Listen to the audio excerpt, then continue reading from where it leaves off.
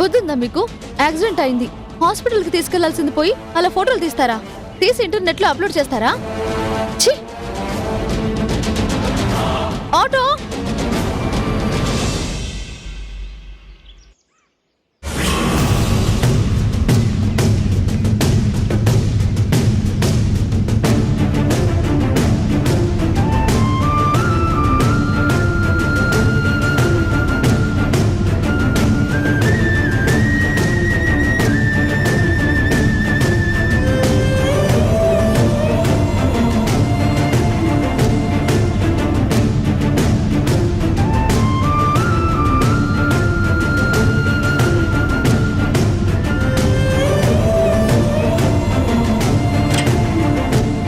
Madam, patient మీ రిలేటివ్సా? కాదండి, తెలిసిన మనిషి, గైనకాలజిస్ట్ శ్రీవాణి గారు. నాకు తెలుసండి. వాళ్ళ ఫ్యామిలీ వాళ్ళకి నేను ఇన్ఫార్మ్ చేస్తాను. మీరు వెళ్ళి రిసెప్షన్లో కూర్చోండి. Okay okay okay sister.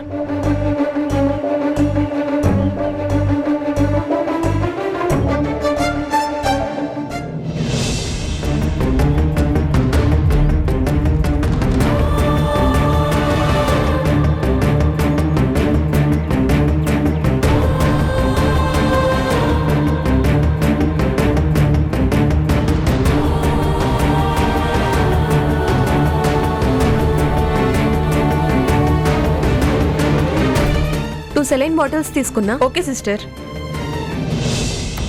Yes sir. సస్పెక్ట్కి ట్రీట్మెంట్ ఇచ్చిన డాక్టర్తో మాట్లాడడానికి హాస్పిటల్కి వచ్చాను. రిపోర్ట్ కలెక్ట్ చేసుకుని మీకు కాల్ చేస్తాను.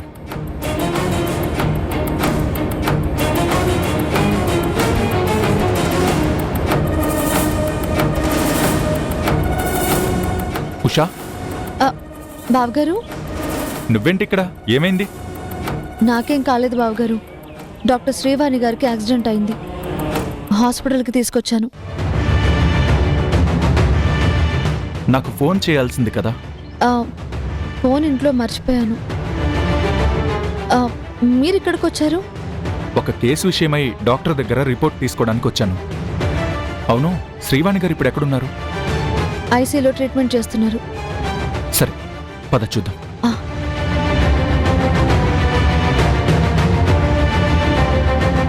డాక్టర్, శ్రీవాణి గారికి ఇప్పుడు ఎలా ఉంది? ఇంకా క్రిటికల్ గానే ఉంది. తలకి బలమైన గాయం తగలడం వల్ల చాలా బ్లడ్ లాస్ అయింది.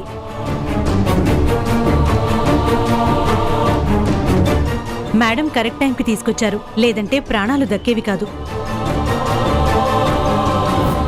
ప్రస్తుతం అన్కాన్షియస్లో ఉన్నారు. 2-3 అవర్స్లో స్పృహలోకి వస్తారు. Okay doctor. శ్రీవాణి గారు స్పృహలోకి వచ్చిన తర్వాత మాకు ఇన్ఫార్మ్ చేయండి. స్టేట్మెంట్ రికార్డ్ చేసుకోవాలి. Sure sir. ఉషా, నేను వేరే డాక్టర్ని మీట్ అయ్యి వచ్చి నేను ఇంటి దగ్గర డ్రాప్ చేస్తాను. నువ్వు ఇక్కడే వెయిట్ చేయి. పర్లేదు బావగారు, మీరు పని చూసుకొని వెళ్ళండి. శ్రీవాణి గారికి క్రిటికల్ అంటున్నారు కదా, పాపం వాళ్ళ ఫ్యామిలీ మెంబర్స్ కూడా ఎవరూ రాలేదు. నేను కాసేపు ఉంటాను. సరే అయితే, ఏదైనా అవసరం ఉంటే నాకు కాల్ చేయి.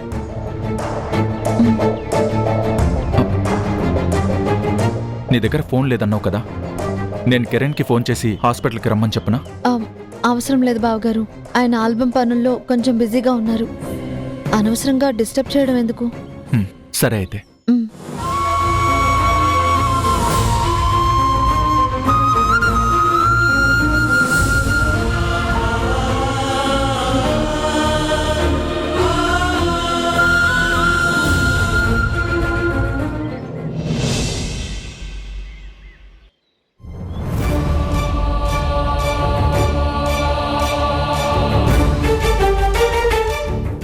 సిస్టర్. Yes madam. శ్రీవాణి గారి ఫ్యామిలీ మెంబర్స్ కి ఇన్ఫార్మ్ చేశారా? ఆవిడ కజిన్ బ్రదర్ కి కాల్ చేశాం కానీ లిఫ్ట్ చేయలేదు మేడం. అవునా మేడం, శ్రీవాణి గారు స్పృహలోకి వచ్చారు మేడం. మీరు లోపలికి వెళ్ళొచ్చు. సరే. రామ్మా, మిమ్మల్ని గోల్డెన్ అవర్లో తీసుకొచ్చిన దేవత ఈవిడే. కొంచెం లేట్ అయినా కూడా మిమ్మల్ని సేవ్ చేయడం కష్టమయ్యేది.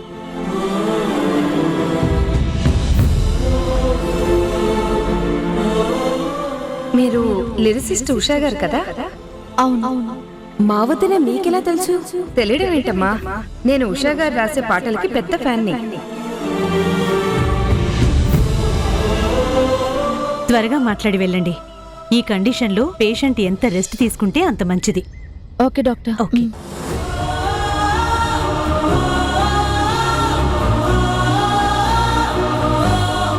ఉషా, అవునండి, కిరణ్మయ్య గారి చిన్న కోడల్ని.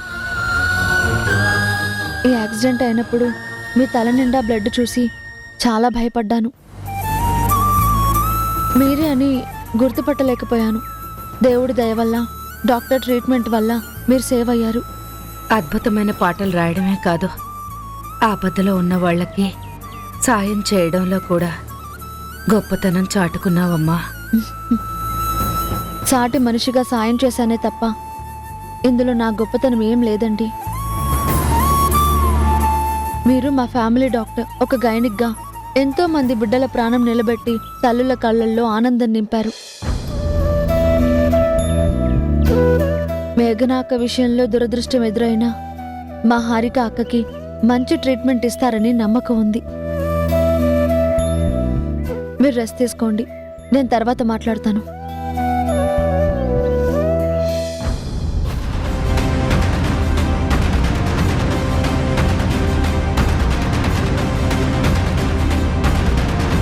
లేదమ్మా, నువ్వెక్కడికి వెళ్ళొద్దు.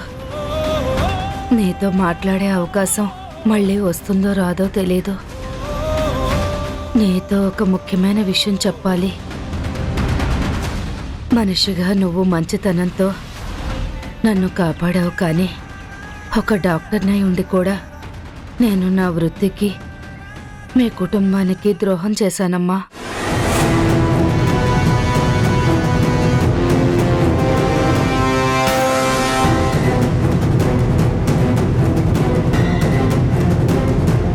మా కుటుంబానికా? అవునమ్మా. ఈ నిజం ఇప్పుడు కూడా చెప్పకపోతే నువ్వు నిలబెట్టిన ప్రాణం ఉన్నా లేనట్టేనమ్మా. చేసిన పాపాలకి ప్రాయశ్చిత్తం దొరకనట్టే. ఇప్పటి వరకు నా వల్ల జరిగిన తప్పులకి నా భయం సగం కారణమైతే మిగిలిన సగం మేఘనకి మాత్రమే చెందుతుంది.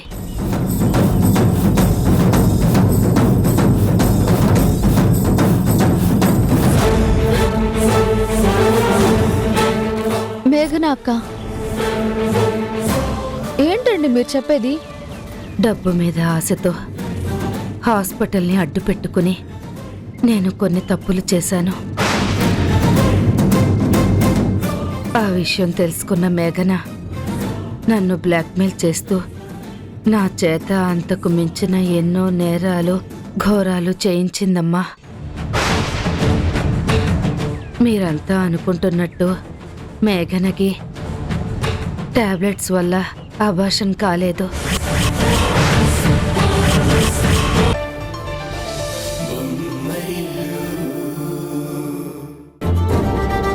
ఇంట్లో వాతావరణం పూర్తిగా మారిపోతుంది. కానీ మేఘన ప్రెగ్నెన్సీ నాటకం ఎంత పెద్ద నేరమో తెలిసి కూడా ఎవరికి చెప్పకుండా ఎలా ఉండగలను? కనీసం ఆయనకెన్న చెప్తానమ్మా. చిన్న చిన్న విషయాలకే టెన్షన్ పడుతూ మనసు మొత్తం డిస్టర్బ్ చేసుకునే మీ ఆయనకి ఈ విషయం అస్సలు తెలియకూడదు. తనకసలే సంజయ్ మేఘనల మీద పేకల వరకు కోపం ఉంది. ఇప్పుడు నిజం తెలిస్తే మ్యూజిక్ ఆల్బమ్ మీద శ్రద్ధ తగ్గించి మేఘనకి బుద్ధి చెప్పాలని ఫిక్స్ అవుతాడు. మరి నేనేం చేయాలమ్మా? నిజాన్ని గుండెల్లోనే దాచుకుని మగ్గిపోవాలా? హారికక్క విషయంలో తప్పు చేసిన మేఘనాన్ని క్షమించి వదిలేయాలా? మేఘన చేసింది నేరం అంటున్నావు కాబట్టి ఈ విషయాన్ని మీ తరుణ్ బావగారికి చెప్పు.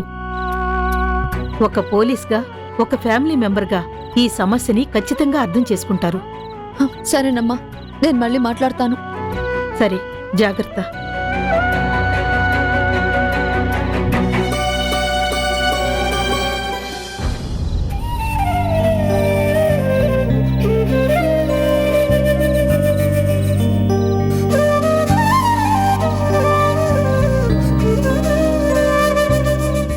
ఏమైంది?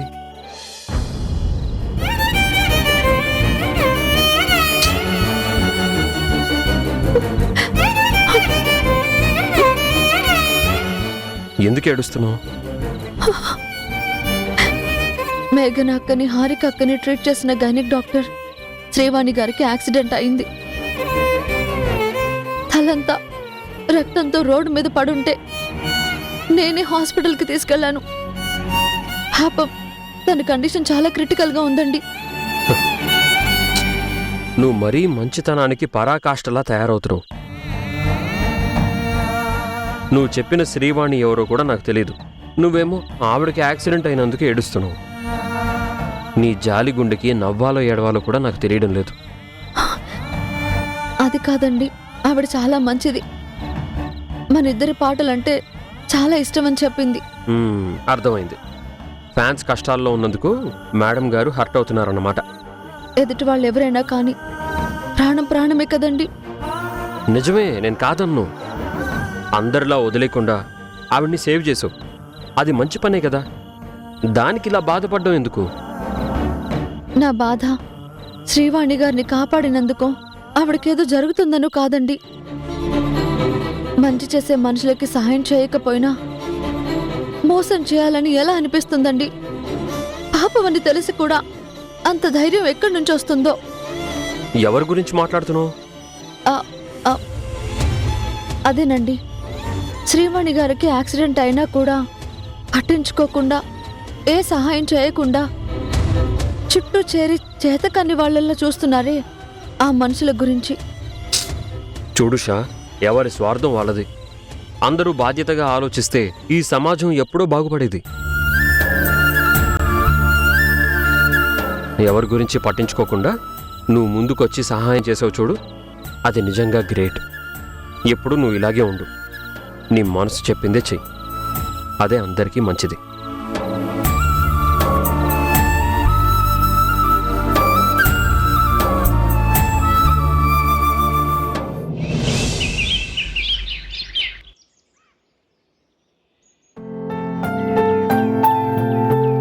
తరుణ్, శ్రీవాణి కండిషన్ ఎలా ఉందో తెలిసిందా? ఇంకా క్రిటికల్గానే ఉన్నారంట. అయితే మనం వేరే గైనిక్ ని కన్సల్ట్ చేద్దామా? అవసరం లేదు. నీలో ఏ ప్రాబ్లం లేదని రిపోర్ట్స్ చూసిన డాక్టర్ చెప్పారు కదా. నువ్వు స్ట్రెస్ తగ్గించుకుని మైండ్ రిలాక్స్డ్గా ఉంటే తొందరలోనే మనకి అమ్మా నాన్నలుగా ప్రమోషన్ వస్తుంది. ఒకసారి వచ్చి మిస్ అయిన ప్రమోషన్ మళ్ళీ ఎన్నాళ్ళకు అర్థం కావడం లేదు తరుణ్. అమ్మా అని పిలిపించుకునే అవకాశం దూరం అవుతుందేమో అనిపిస్తుంది. నువ్వింకా అదే విషయాన్ని తలుచుకోవడం కాదు, ఆలోచించడం కూడా తప్పే.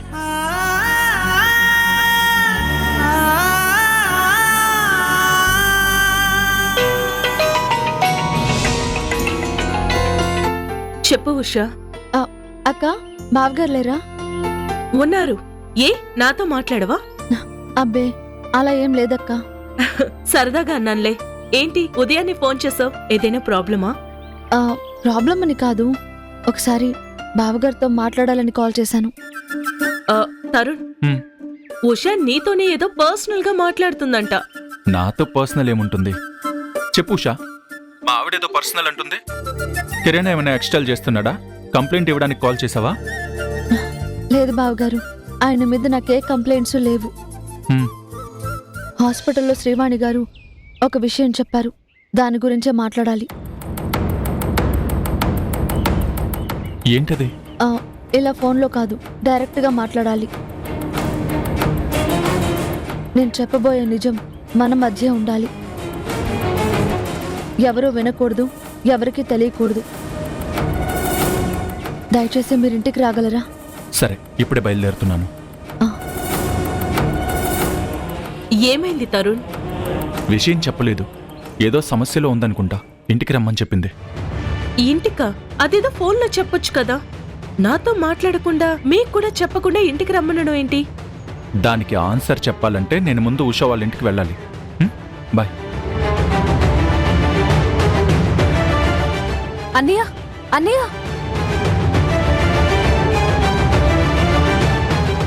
ఏంటోదినా అన్నయ్య అంత కంగారుగా వెళ్తున్నాడు?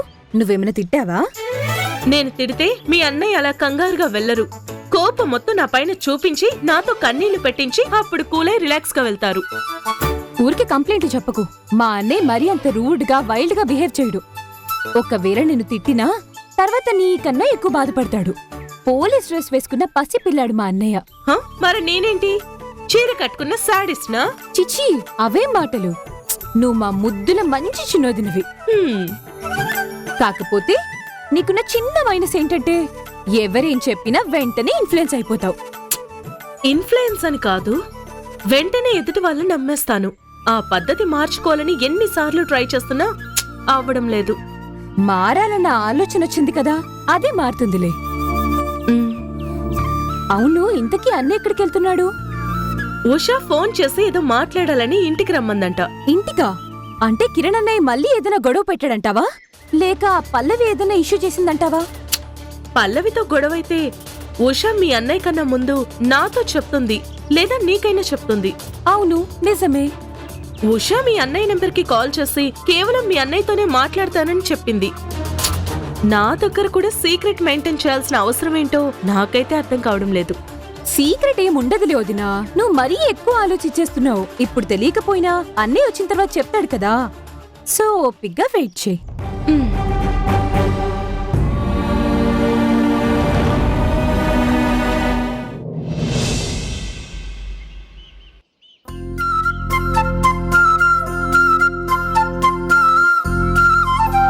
ఉషా, బావగారు, కిరణ్ లేడమ్మా? ఆయన ఆల్బమ్ డిస్కషన్ కి వెళ్లారు. మీరు వస్తున్నట్టు హారిక అక్కకి ఏం చెప్పలేదు కదా? అంటే ఏదో ముఖ్యమైన విషయం మాట్లాడడానికి ఇంటికి రమ్మని చెప్పిందని చెప్పాను. అంటే మీరు ఇక్కడికి వస్తున్నట్టు అక్కకు తెలుసా? తెలుసు. అది కూడా చెప్పకుండా ఉండాల్సింది బావగారు. ఎందుకు ఇలా మాట్లాడుతున్నావు? అంత సీక్రెట్గా చెప్పాల్సిన విషయం ఏంటి? మేఘన అక్క ప్రెగ్నెంట్ అవ్వడం, హారిక అక్క ఇచ్చిన టాబ్లెట్స్ వల్ల అబార్షన్ అవ్వడం అంత అబద్ధం బావగారు. మేఘన డైరెక్షన్లో శ్రీవాణి ఆడిన నాటకం అదంతా. మేఘనకి టాబ్లెట్స్ వల్ల అబార్షన్ కాలేదు.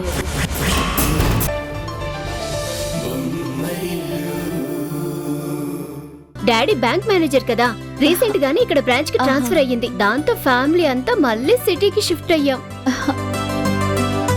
నీకొక విషయం తెలుసా, ఇక్కడికి వచ్చాక నిన్ను కలుసుకోవాలనే ఇంట్రెస్ట్ నాకంటే మా డాడీకే ఎక్కువయ్యింది. అంకుల్ కా? ఎందుకు? ఎందుకేంటే మర్చిపోయావా, కాలేజ్ డేస్ నుండి నీ కవితలకి ఆయన పెద్ద ఫ్యాన్ కదా. నువ్వు సినిమాలో పాటలు రాస్తున్నావని ఫస్ట్ నాకు చెప్పింది మా డాడీనే. ఆ పాటలు వింటూ వాటిలో పదాలకి ఇంప్రెస్ అయిపోతూ ఉషా గురించి ఎలాగైనా డీటెయిల్స్ తెలుసుకొని ఒకటే టార్చర్ నాకు. ఫైనల్ గా ఇలా కలిసాము. అంటే అంకుల్ గురించే తప్ప నీకు నన్ను మీట్ అవ్వాలని ఇంట్రెస్ట్ లేదన్నమాట. ఇంట్రెస్ట్ లేకపోతే డాడ్ చెప్పకుండా నీ ఫోన్ నంబర్ కోసం ట్రై చేసేదాన్నా, సోషల్ మీడియాలో నీ పేరు కోసం వెతికేదాన్నా. సోషల్ మీడియాకి అప్పుడు దూరమే, ఇప్పుడు కూడా దూరమే అని నీకు తెలుసు కదా. తెలుసనుకో, కాకపోతే మీ ఆయన నిన్ను మార్చాడేమో అని చిన్న ఆశతో చెక్ చేశాను. ఒకరినొకరం అర్థం చేసుకోవడం, ఇద్దరి అభిప్రాయాలకి విలువివ్వడం తప్ప మేమిద్దరం ఒకరినొకరం మార్చుకోవాలి అనుకోము. ఓహో, అంటే మ్యారిటల్ లైఫ్ ని బాగానే ఎంజాయ్ చేస్తున్నావన్నమాట. ఓన్ ఎక్స్పీరియన్స్ తో రాయటం వల్లేనేమో నీ ప్రేమ పాటలు అంత అద్భుతంగా ఉంటున్నాయి. నా ప్రేమ గురించి సరే, నీ పెళ్లి సంగతి చెప్పు. వద్దు తల్లి, నువ్వు కూడా మా డాడ్ లా టార్చర్ పెట్టకు. ఇంకొన్ని రోజులు నన్ను ఫ్రీగా బ్రతకనివ్వండి. ఫ్రీడమ్ అంటే ఒంటరిగా బతకడం కాదు, నచ్చిన వాళ్ళతో సంతోషంగా బతకడం. మేడం, మీ కవితా భావాల్ని నా మీద ప్రయోగించొద్దు. ఈ మాటలు గాని మా డాడీ విన్నారనుకో, నన్ను అస్సలు వదిలిపెట్టరు. పద పద వెళ్దాం పద. పద. ఎక్కడికి? ఇంకెక్కడికే, మా ఇంటికి. నీ హార్డ్ కోర్ ఫ్యాన్ మా డాడీ ఉన్నారు కదా, ఆయన్ని మీట్ అవడానికి. ఇప్పుడు కాదులే శ్రేణిది, ఇంకో రోజు ఎప్పుడైనా వస్తాను. కాదు, నువ్విప్పుడే రావాలి. నిన్ను మీట్ అయ్యానని డాడీకి చెప్పాననుకో, నిన్నెందుకు తీసుకురాలేదని నన్ను తిట్టకుండా తిడతారు. ఎలా తిడతారే? ఈ టైంలో అంకుల్ బ్యాంక్ లో ఉంటారు కదా. మనం ఇలా మీట్ అవుతామని డాడీకి ముందే తెలుసేమో. ఈ రోజు లీవ్ లోనే ఉన్నారు. నువ్విక ఎస్కేప్ అయ్యే ఛాన్సే లేదు. పద పద పద పద. కూర్చో.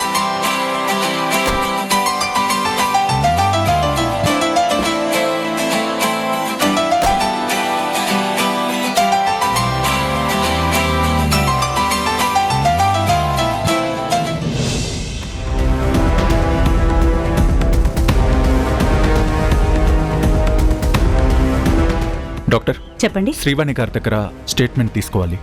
ఆవిడ ఎప్పుడు స్పృహలోకి వస్తుందో చెప్పగలరా? లేదు సార్, తలకి సివియర్ గాయం అవడం వల్ల స్పెసిఫిక్ గా ఏం చెప్పలేకపోతున్నాం. అప్పుడప్పుడు స్పృహలోకి వచ్చి వెంటనే అన్కాన్షియస్ అయిపోతున్నారు.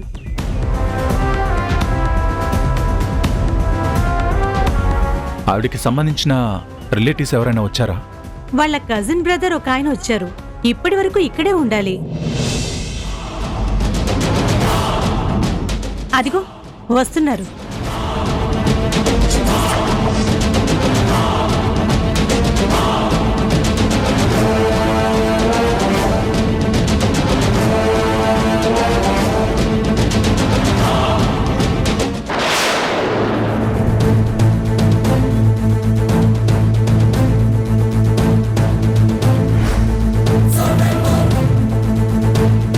నువ్వా? నువ్వింకా సంజయ్ ఆఫీస్లోనే వర్క్ చేస్తున్నావా? Yes sir. సంజయ్ కన్నా నీకు మేఘన చాలా బాగా పరిచయం అనుకుంటా. తను నేను కాలేజ్ ఫ్రెండ్స్ సార్. తన రిఫరెన్స్తోనే నాకు జాబ్ వచ్చింది. డాక్టర్ శ్రీవాణి మీకు కజిన్ సిస్టరా? అవును సార్. శ్రీవాణి గారి పేరెంట్స్, మిగిలిన ఫ్యామిలీ మెంబర్స్? మా సిస్టర్ ఇంట్లో వాళ్ళకి ఇష్టం లేకుండా లవ్ మ్యారేజ్ చేసుకుంది సార్. అప్పటి నుండి పేరెంట్స్ తనతో మాట్లాడడం లేదు సార్. మరి తన హస్బెండ్ ఏమయ్యారు? వైఫ్ అండ్ హస్బెండ్ మధ్య మిస్అండర్స్టాండింగ్ వచ్చి ఇద్దరూ విడిపోయారు. ఆయన వేరే కంట్రీలో జాబ్ వస్తే వెళ్ళిపోయారు. ప్రస్తుతం మా అక్కకి నేను తప్ప నా అనేవాళ్ళు ఎవరూ లేరు. ఈ యాక్సిడెంట్ ఎలా జరిగింది, ఎవరు చేశారని మీకేమైనా డీటెయిల్స్ తెలుసా? తెలీదు సార్. హాస్పిటల్ నుంచి కాల్ వస్తే డైరెక్ట్గా వచ్చాను. మీకు ఎవరి మీదైనా అనుమానం ఉందా? అంటే మీ సిస్టర్కి శత్రువులు ఎవరైనా ఉన్నారా? లేదు సార్. తను అందరితో చాలా ఫ్రెండ్లీగా ఉంటుంది. మీ ఫ్యామిలీ డాక్టర్ గురించి మీకు కూడా తెలిసే ఉంటుంది కదా. మాకు తెలియడం వేరు, ఫ్యామిలీ మెంబర్గా నువ్వు చెప్పడం వేరు. శ్రీనివాస్ సార్. యాక్సిడెంట్ జరిగిన చోట సీసీ కెమెరాలు ఏమైనా ఉన్నాయేమో చెక్ చేయండి. ఆ వెహికల్ మూమెంట్ తెలుసుకోండి. ఈ ఇన్సిడెంట్కి సంబంధించిన ప్రతి చిన్న డీటెయిల్ నాకు కావాలి. Okay sir.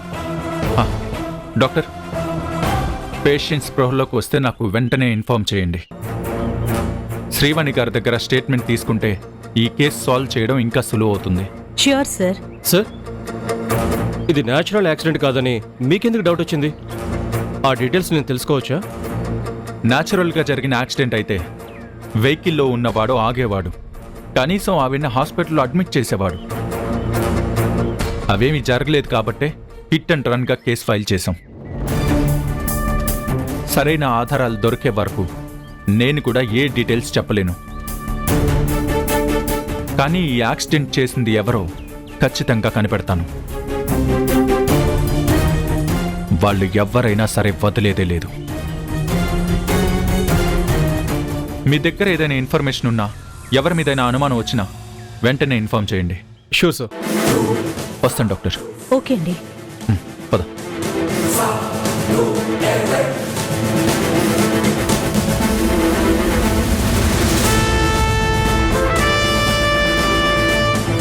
Srinivas sir. Srivani గారి personal and professional details verify చేయి. అలాగే ఈ కార్తిక్ గురించి కూడా ఇన్ఫర్మేషన్ కావాలి. Okay sir.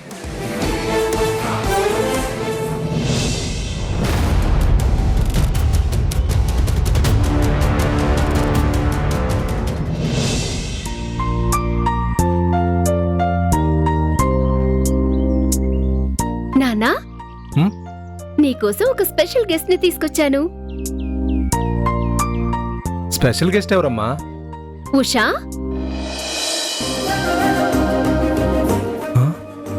ఉషా? అమ్మ ఉషా, రామరా రా.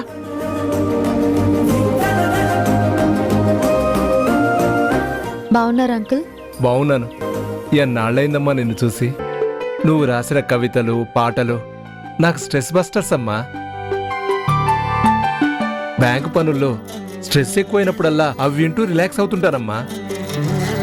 ఉషా, కాలేజ్ డేస్ లో నువ్వు రాసిన కవిత్వాలన్నీ మా నాన్న ఒక బుక్ ప్రింట్ చేయించుకున్నారు తెలుసా? తన ఫ్రెండ్స్ ఎవరైనా వస్తే వాటిని చూపిస్తూ ఎంత ఎక్సైట్ అవుతారో తెలుసా? నన్ను ఇంతగా అభిమానించే మనుషులున్నందుకు నేను చాలా లక్కీ. ఏదో సరదాగా రాసిన కవితలు, అవసరం కోసం రాసిన పాటలు మీకు ఇంతగా నచ్చడం, మీకు స్ట్రెస్ బస్టర్గా మారడం నిజంగా నా అదృష్టం అంకుల్. అయ్యో, అంత పెద్ద మాటలు ఎందుకమ్మా? అదంతా నీ గ్రేట్నెస్ అమ్మా. అమ్మా ఉషా, మీ అత్తయ్య గారి పరిస్థితి కూడా రీసెంట్గానే తెలిసింది. మీ పెద్ద బావగారు కంపెనీని, ఆస్తిని తను సొంతం చేసుకుని నానా ఇప్పుడు ఆ విషయాలు ఎందుకు? మీ ఇన్లాస్ ఇప్పుడు ఏం చేస్తున్నారమ్మా? అత్తయ్య మావయ్య ఇద్దరు కలిసి ఓన్గా బిజినెస్ చేయాలనుకుంటున్నారు. ఓ, కానీ ఏ బ్యాంకు కూడా లోన్ ఇవ్వడానికి విల్లింగ్గా లేదు అంకుల్. వాళ్ళ పేరు మీద ఏ ఆస్తులు లేకపోవడం వల్ల షూరిటీ లేకుండా లోన్ ఇవ్వడం కుదరదని బ్యాంకులన్నీ రిజెక్ట్ చేస్తున్నాయి.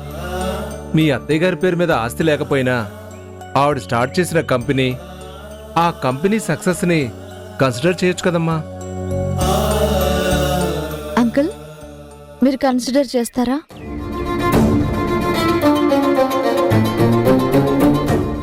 Please uncle.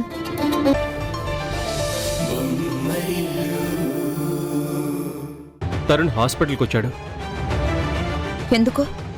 మా అక్క మీ ఫ్యామిలీ డాక్టర్ కదా, ఆ పరిచయమే అనుకుంటా. హిట్ అండ్ రన్ కేసుగా కన్సిడర్ చేసి ఎంక్వైరీ చేస్తున్నాడు. ఎవరో కావాలని ప్లాన్ చేసి గుద్దినట్టుగా బాగా డౌట్ పడుతున్నాడు. నన్ను కూడా అలాంటి క్వశ్చన్స్ అడుగుతున్నాడు. యాక్సిడెంట్ జరిగిన చోట సీసీ కెమెరా ఫుటేజ్ కూడా చెక్ చేస్తున్నాడంట. యాక్సిడెంట్ ఎవరు చేశారో ఖచ్చితంగా కనిపెడతానని చాలా కాన్ఫిడెంట్గా చెప్పాడు. అసలు ఇప్పుడు ఇదంతా నాకెందుకు చెప్తున్నావు? అంటే మా అక్క కేసుని తరుణ్ ఎందుకు సీరియస్గా తీసుకుంటున్నాడో నీకేమైనా తెలుసా అని. నాకేం తెలీదు. ఓకే మేఘనా, ఏదైనా అప్డేట్ ఉంటే కాల్ చేస్తాను. బాయ్. ఏమైంది? డాక్టర్ శ్రీవాణి గారికి యాక్సిడెంట్ అయిందంట. శ్రీవాణి అంటే? అదే నేను ట్రీట్మెంట్ తీసుకున్న గైనకాలజిస్ట్. ఆవిడ కార్తిక్కి కజిన్ సిస్టర్. అవునా? ఇప్పుడు ఎలా ఉన్నారు? కండిషన్ క్రిటికల్గానే ఉందట. కార్తిక్ ఇప్పుడు అక్కడే ఉన్నాడు. మనం చూడడానికి హాస్పిటల్కి వెళ్దాం. కార్తిక్ మళ్ళీ కాల్ చేస్తానన్నాడు. దాన్ని బట్టి డిసైడ్ అవుదాం. సరే, నీ ఇష్టం.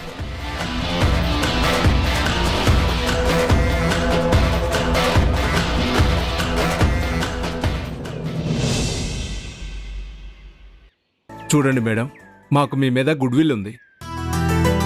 మీలాంటి వాళ్ళు బిజినెస్ స్టార్ట్ చేస్తే 10 మందికి ఉపాధి దొరుకుతుందన్న నమ్మకం ఉంది. మీరు ఏ లాభాపేక్ష లేకుండా, అత్యాశకు పోకుండా బిజినెస్ చేస్తారని మా ఎంక్వైరీలో తెలిసింది.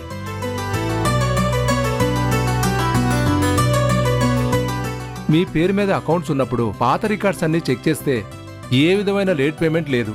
మీలాంటి వ్యాలిడ్ కస్టమర్ మా బ్యాంకుకి చాలా అవసరం అండి. ఇదివరకంటే బ్యాంకుకి కస్టమర్లు వచ్చేవాళ్ళు, కానీ ఇప్పుడు కస్టమర్లను వెతుక్కుంటూ బ్యాంకులే ఇంటికి వస్తున్నాయి. మీ దృష్టిలో ఇది సాయమైనా మాకు మాత్రం వ్యాపారమే. సో మీ ఒపీనియన్ బట్టి మనం ఫర్దర్గా ప్రొసీడ్ అవుదామండి. Thank you so much sir. ఎన్నో రోజులుగా ఎదురు చూస్తున్న అవకాశం ఇంటికొచ్చి మరీ పలకరిస్తే వద్దని ఎలా అనగలం? లోన్ ప్రాసెస్ చేయండి. అలా అన్నారు, బాగుంది. మాకు లోన్ ఎంతవరకు రావచ్చు?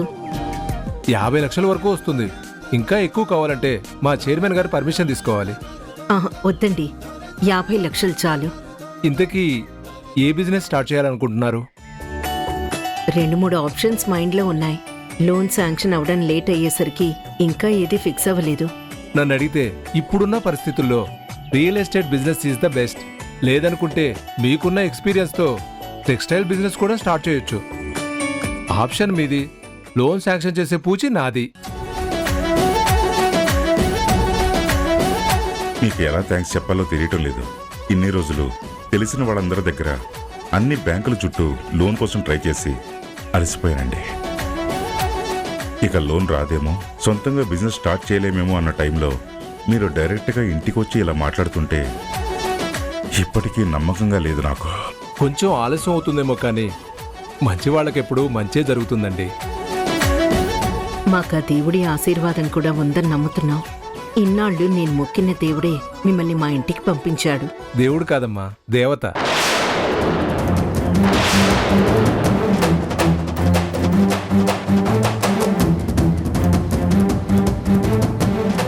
దేవత ఏంటండి?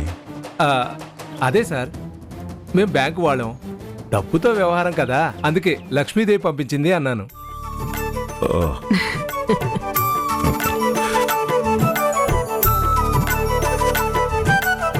మీకు వీలైతే ఈరోజు, లేదంటే రేపు బ్యాంకుకు వస్తే పేపర్ వర్క్ కంప్లీట్ చేసి వీలైనంత త్వరగా లోన్ శాంక్షన్ చేసే ఏర్పాటు చేస్తాను.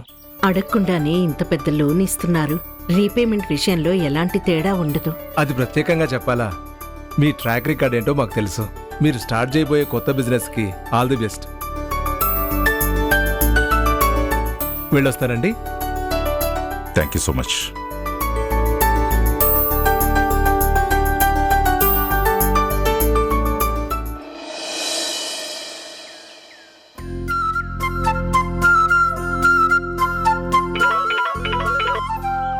చెప్పరేను. వదినా, గుడ్ న్యూస్. అమ్మా నాన్న బిజినెస్ కి లోన్ శాంక్షన్ అయ్యింది. ఓ అవునా? ఎలా? బ్యాంక్ మేనేజరే డైరెక్ట్ గా ఇంటికొచ్చి ఏ షూరిటీ లేకపోయినా లోన్ ఇస్తామని చెప్పారు. అమ్మా నాన్న చాలా హ్యాపీగా ఉన్నారు. నాకు కూడా చాలా సంతోషంగా ఉంది. ఇన్నాళ్లకి అత్తయ్య మావేల కల నెరవేరబోతుందన్నమాట. అవును దినా, ఆల్మోస్ట్ సిటీలో ఉన్న బ్యాంక్లన్నీ నో చెప్పేసరికి అమ్మా నాన్న చాలా డిసప్పాయింట్ అయ్యారు. అలాంటిది ఈ రోజు స్వయంగా బ్యాంక్ మేనేజరే ఇంటికి రావటం, లోన్ ఇస్తానని చెప్పటం నిజంగా చాలా ఎక్సైటింగ్ గా ఉంది. ఇదంతా దేవుడిదే అని అమ్మా నాన్న ఫీల్ అవుతున్నారు. థ్యాంక్స్ శ్రీనిధి. నువ్వు ఫ్రీగా ఉంటే ఇక్కడికి రావచ్చు కదా వదినా. మాతో పాటు నువ్వు కూడా ఈ హ్యాపీనెస్ షేర్ చేసుకోవచ్చు. సరే, ఇప్పుడే ఈ విషయాన్ని మీ అన్నయ్యకు చెప్పి ఇద్దరం కలిసి మీ ఇంటికి వస్తాం. సరేనా? సరే వదినా, బాయ్. బాయ్. ఏవండి ఏవండి ఏవండి, మీకు గుడ్ న్యూస్. అంటే ఇష్యూ కన్ఫర్మ్ అయిందా? ఆ, ఎప్పుడు? ఇప్పుడే. Wow, congratulations. అయ్యో, ఆగండి ఆగండి.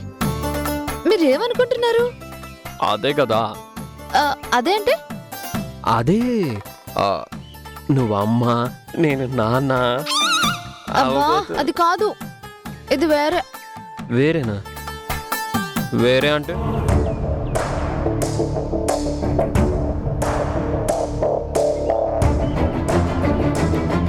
మేఘన అక్క ప్రెగ్నెంట్ అవ్వడం, హారిక అక్క ఇచ్చిన టాబ్లెట్స్ వల్ల అబార్షన్ అవ్వడం అంత అబద్ధం బావగారు.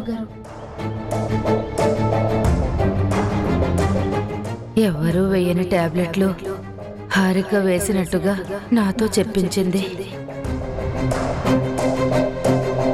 ఇది న్యాచురల్ యాక్సిడెంట్ కాదని మీకెందుకు డౌట్ వచ్చింది?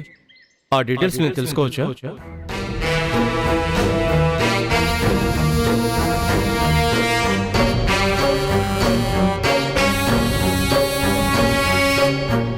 సార్, యాక్సిడెంట్ జరిగిన ప్లేస్లో సీసీ కెమెరా ఫుటేజ్ దొరికింది సార్. మీరు చెప్పినట్టుగానే ఇది ప్లాన్ ప్రకారం చేసిన యాక్సిడెంట్ సార్. రోడ్డంతా ఖాళీగా ఉన్న డాక్టర్ని చంపాలన్న ఉద్దేశంతోనే ఓవర్ స్పీడ్లో వెహికల్ వచ్చి గుద్దేసి వెళ్ళిపోయింది సార్.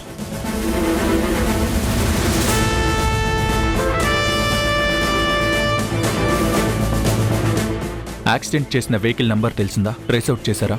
ఎస్ సార్, ఆ వెహికల్ రమేష్ అనే పర్సన్ పేరు మీద రిజిస్టర్ అయి ఉంది. ఆర్టీ ఆఫీస్ నుండి అతని అడ్రస్, ఫోన్ నెంబర్ తీసుకున్నాను sir.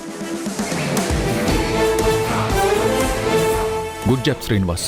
Thank you sir. Doctor professional life, personal life గురించి డీటెయిల్స్ తెలుసుకున్నారా? ఆవిడ గురించి అందరూ పాజిటివ్గానే చెప్పారు సార్.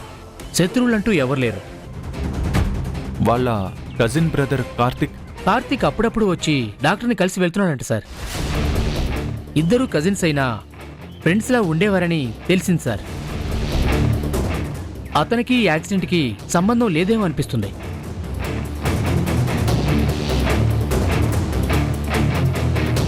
నో శ్రీనివాస్, ఈ కేసులో మనం ఎవరిని ఇగ్నోర్ చేయడానికి వీల్లేదు. సంబంధం ఉన్న ప్రతి ఒక్కరిని సస్పెక్ట్స్గానే చూడాలి.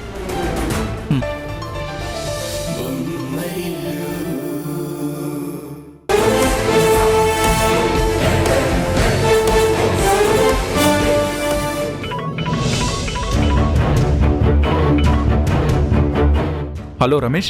ఎవరండి మాట్లాడేది? ఆ, నేను రమేష్ ఫ్రెండ్ అమ్మా. రమేష్ ఇంట్లో లేడా? లేడండి, ఫోన్ ఇంట్లో వదిలేసి మినిస్టర్ శంకర్ గారింటికి వెళ్ళాడు. శంకర్ గారింటికా? అక్కడేమైనా పని చేస్తున్నాడా? అదేంటండి అలా అడుగుతున్నారు? మీరు నిజంగా మా ఆయన ఫ్రెండేనా? అవునమ్మా, చాలా చాలా క్లోజ్ ఫ్రెండ్ని. కాకపోతే కలిసి చాలా రోజులైంది. ఇప్పుడేం చేస్తున్నాడో తెలియక అడిగాను. మా ఆయన మినిస్టర్ శంకర్ గారికి బాగా కావాల్సిన వ్యక్తి. శంకర్ గారికి సంబంధించిన ఏ పనైనా మా ఆయనే చూసుకుంటాడు. ఇల్లు పెళ్ళామన్నీ మర్చిపోయి ఉదయం నుంచి సాయంత్రం వరకు అక్కడే ఉంటాడు. అవునమ్మా, సరే, నేను తర్వాత ఫోన్ చేస్తాను. ఓకేనండి.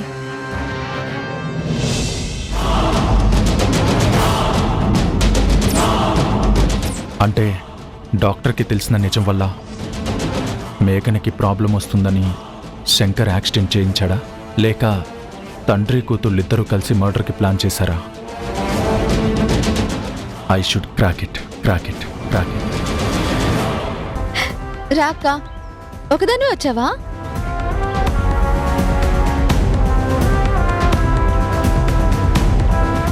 అవును, ఒక్కదాన్నే వచ్చాను. నీకోసమే వచ్చాను. మాట్లాడడానికి ఒక 5 minutes టైం ఉందా? అదేంటక్క అలా అడుగుతావు? నీకోసం టైం ఉండకపోవడం ఏంటి? రోజంతా ఫోన్ లిఫ్ట్ చేయలేనంత బిజీ కదా, అందుకే సేఫ్ సైడ్గా ముందే అడుగుతున్నాను. ఏంటి ఉషా అలా చూస్తున్నావు?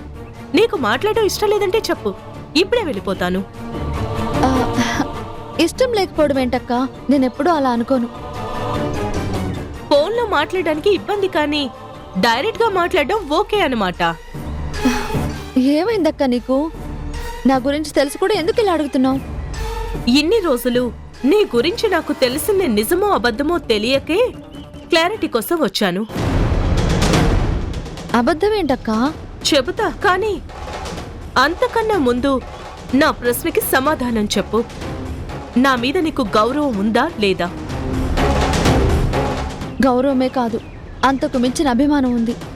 నాకు ఏ కష్టం వచ్చినా సొంత అక్కలా తోడుంటావన్న నమ్మకం ఉంది. నేను నమ్మను. నీకు నిజంగా నా మీద అభిమానం, నమ్మకం ఉంటే నా దగ్గర నిజాలు దాస్తావా? సొంత అక్కలా భావిస్తే నా సంతోషాన్ని దూరం చేయడానికి కారణమవుతావా? ఆ, నీ సంతోషాన్ని నేనెందుకు దూరం చేస్తానక్క? ఎందుకు అన్న ప్రశ్నకి నేను కాదు, నువ్వే సమాధానం చెప్పాలి.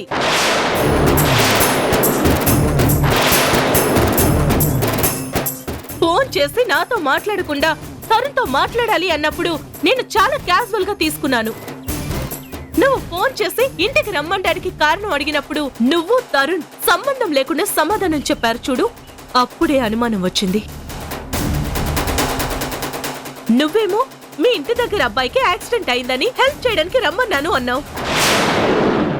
తరుణేమో మీ ఇంటి దగ్గర ఎవరో న్యూసెన్స్ చేస్తున్నారు, వాళ్ళకి వార్నింగ్ ఇవ్వడానికి వెళ్ళాను అన్నాడు. ఒక అబద్ధాన్ని కవర్ చేయాలనుకున్నప్పుడు ఇద్దరు ఒకే మాట మీద ఉండాలి కదా. అబద్ధం ఏం లేదక్క. యాక్సిడెంట్ చేసిన రౌడీని ప్రాబ్లం చేశాడు. బావగారు ఆ ప్రాబ్లం క్లియర్ చేయడానికి. ఉషా, నాకు నిజం కావాలి. మళ్ళీ మళ్ళీ అబద్ధం చెప్పి నా అనుమానాన్ని నిజం చేయొద్దు. అయ్యో అక్క, అది అబద్ధం కాదు. వద్దు, ఇంతకు మించి కవర్ చేయొద్దు.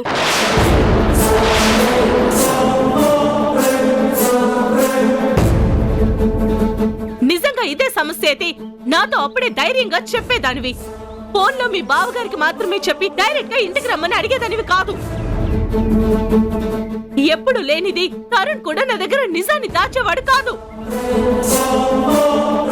కట్టుకున్న భర్త, సొంత అక్క అని చెప్పుకుంటున్న నువ్వు, ఇద్దరు కలిసి ఏదో తప్పు చేస్తున్నారు.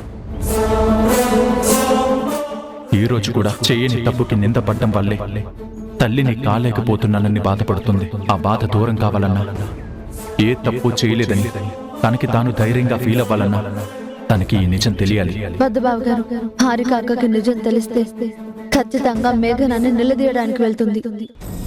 అబోర్షన్ నాటకం గురించి తెలిసిన శ్రీవాణి గారు కోమాలో ఉన్నారు. ఇలాంటి పరిస్థితుల్లో నిజాన్ని అబద్ధం చేయడం, నిలదీయడానికి వెళ్ళిన అక్కని మరింత అవమానించి బాధ పెట్టడం ఆ మేఘనాకి పెద్ద కష్టం కాదు. మీకు మాత్రమే తెలిసిన రహస్యం ఏదో ఉంది. ఇంటికొచ్చి అడుగుతున్నా కూడా సైలెంట్ గా ఉన్నావంటే మీ ఇద్దరి మధ్య ఏదో జరుగుతుంది. ప్లీజ్, నీకు దండం పెడతాను, దయచేసి అలా మాట్లాడొద్దు. బావగారు నాకు అన్నయ్యతో సమానం. నా మీద నువ్వు ఒక అమ్మలా ఎంత కేర్ తీసుకుంటావో తండ్రిగా బావగారు కూడా అంతే రెస్పాన్సిబిలిటీ ఫీల్ అవుతారు. చూడు, నువ్వు చెప్పే ఈ సెంటిమెంట్ డైలాగ్స్ వినడానికి నేను రాలేదు. మీ ఇద్దరి క్యారెక్టర్ల గురించి నాకు సర్టిఫికేట్స్ కూడా అవసరం లేదు. మీరిద్దరూ నా దగ్గర దాస్తున్న సీక్రెట్ ఏంటో నాకు తెలియాలి. ఆ ఒక్కటే చెప్పు, నేను వెళ్ళిపోతాను. సీక్రెట్ ఏం లేదక్క, నువ్వు అనవసరంగా అనుమానిస్తున్నావు. నా అనుమానం వెనక కారణం ఎంత బలమైందో నాకు తెలుసు. అది అవసరమా అనవసరమా అని నువ్వు డిసైడ్ చేయకు. అక్క, ఆ దేవుడి మీద, మా ఆయన మీద ప్రమాణం చేసి చెప్తున్నాను, నేనెప్పుడు నువ్వు సంతోషంగా ఉండాలని కోరుకుంటాను తప్ప బాధపడాలనో బాధ పెట్టాలనో నేను కలలో కూడా ఊహించను. ఇలాంటి రోజు వస్తుందని, నిన్నిలా ప్రశ్నించే గతి పడుతుందని నేను కూడా కలగలేదు. కానీ జరుగుతుంది కదా. మీ ఇద్దరి మధ్య ఏముందో, నాకు తెలియకుండా ఏం జరుగుతుందో ఇప్పటికీ చెప్పనందుకు నీ మనసులో నా విలువేంటో అర్థమవుతుంది. ఇన్ని రోజులు నీలాంటి దానికోసం ఆలోచించినందుకు, సపోర్ట్ చేసినందుకు నా మీద నాకే అసహ్యంగా ఉంది. జీవితంలో ఇంకెప్పుడు ఈ విషయం నిన్ను అడగను. నిన్ను ఇదివరకటి విషయంలో చూడలేను.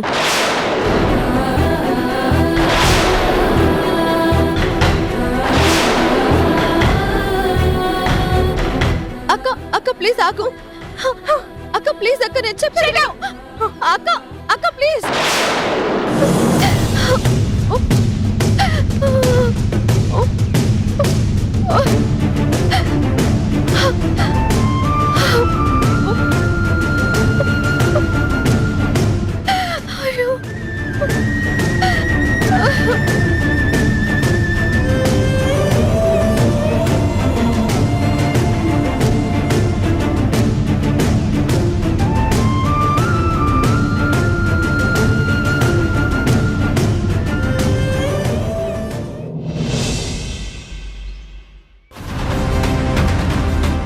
ఉష వాళ్ళ ఇంటి దగ్గర ఎవరో న్యూసెన్స్ క్రియేట్ చేస్తున్నారంట.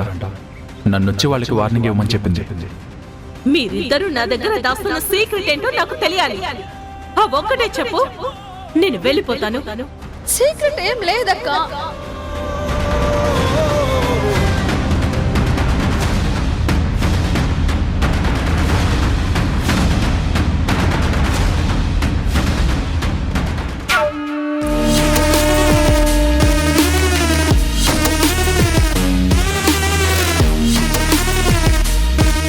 హాయ్ హారిక, చూసి చాలా రోజులైంది. ఎలా ఉన్నావు? ఇప్పుడు చూస్తున్నావు కదా ఎలా ఉన్నానో అలానే ఉన్నాను. మనిషివి బానే ఉన్నావు, కానీ నీ మొహమే ఏదో తేడాగా ఉంది.